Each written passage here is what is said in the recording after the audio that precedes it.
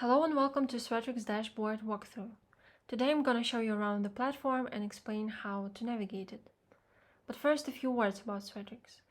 Swetrix is a privacy-first tool that provides you with all valuable insights about your website's traffic and speed without the need to show annoying cookie banners. In contrast to Google Analytics, Swetrix does not invade your users' privacy and always prioritizes transparency. Aside from that, Swetrix is really easy to navigate and to set up, as the design is quite intuitive. Okay, now let's move on to the dashboard. So, dashboard page is basically the collection of the websites you added. Owned Projects tab is a tab where your own websites are located, while Shared Projects tab shows the websites that you were invited in, either as an administrator or as a viewer. Dashboard gives you an opportunity to have a quick look at your website statistics for the last 7 days. So here you can see page views, live visitors, and the growth rate. In case you have a bunch of websites, you can just search them with the help of the search bar here. So for example, let's type in Swetrix, and here we go. Let's take a look at this website. So as soon as you click on the website you wish to check, the screen shows a detailed analytics report of your website.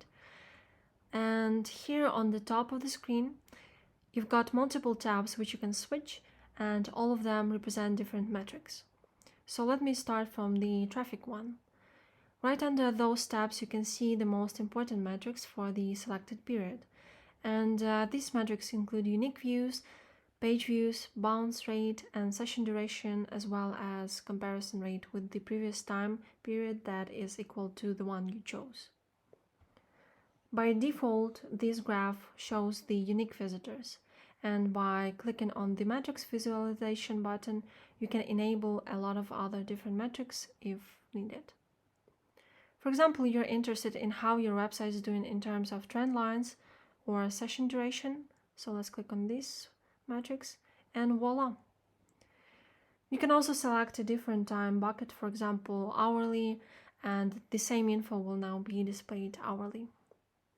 If you need a particular time frame to be selected, just do so by clicking on the needed dates in the calendar here. And scrolling down a bit, you can see the panels that display detailed data about your website's visitors, like their geolocation from country to city, including displaying this info as a map. And you can also see the browser, referrer, and device type, and so on. You can display this data as a pie chart if needed. And now let's say you want to know how many people access your website from Google Chrome. So just click on the Google Chrome icon here, and the rest of the data in the panels will reflect the information about those visitors who used Google Chrome as their browser. You can filter any data you want just by clicking on it. Aside from that, Swetrix offers you an approximate forecast of your traffic, and to do that, just click on that button with the robot and indicate how many hours you'd wish to forecast, and click on Continue button. In case you need to export the data reflected on this page, you can do so just by clicking on the Export Data button and choose the most suitable format for you. And if your desired format isn't on the list, you can download it from our extensions marketplace for free, or just create it yourself. And now let's take a closer look at the Performance tab. So basically this tab is almost the same as the Traffic one, except for the data it analyzes. And Performance tab shows you how fast your website loads. You can see users from which countries access your website the fastest and the slowest. You can also see this data on a map for a more visualized analysis. And you can also see what pages of your website load the slowest and what the worst performing browsers and devices are. If you want to dive into the technical side of the matter, just select full time in breakdown and hover over the graph where technical data is displayed. You can also choose between aggregation functions to better understand your data. And aside from that, you can see such metrics as load time allocation to get more accurate results. Switching to the Sessions tab. So this tab shows your individual visitors information, and you can also filter out the data to find a specific session. So let's try finding sessions from France, for example. And let us click on this session to analyze it. So here you can see the same old data from the traffic tab, except it's related to this specific session only. And you can also see the page flow of this individual, the way they navigated your website and at what time. So why tracking this data is important?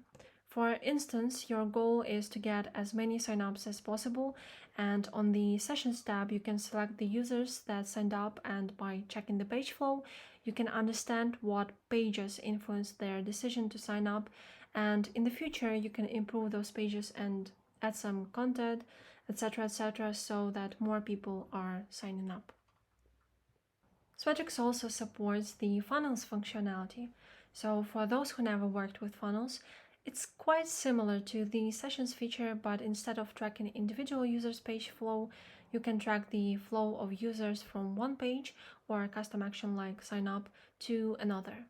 So on the funnels page, you can see a list of funnels you've created in the past, or an option to craft a new funnel with your specific pages or custom events. Now let's click on the sign up flow funnel. So here you can view a chart that demonstrates the flow of your users from one page to another. And you can see how many users entered the funnel and see how many dropped off between the funnel steps. If you want to be aware of your metrics everywhere you go, we offer alerts feature, so you can connect a messenger of your choice to your Swetrix account and receive important notifications and customizable alerts directly to it. And at the moment, we only support Telegram, but we are planning on integrating other messengers like Discord or Slack as well. So now let's try to add an alert. And for instance, I want to know where I get a huge traffic spike on my website. And for me, a traffic spike is when I get more than 100 unique visitors. So I guess I'll call this alert a traffic spike. And in the future, when there will be 100 unique visitors on my website, I'll get a notification about it. So this is it for now. Thank you for watching and see you next time.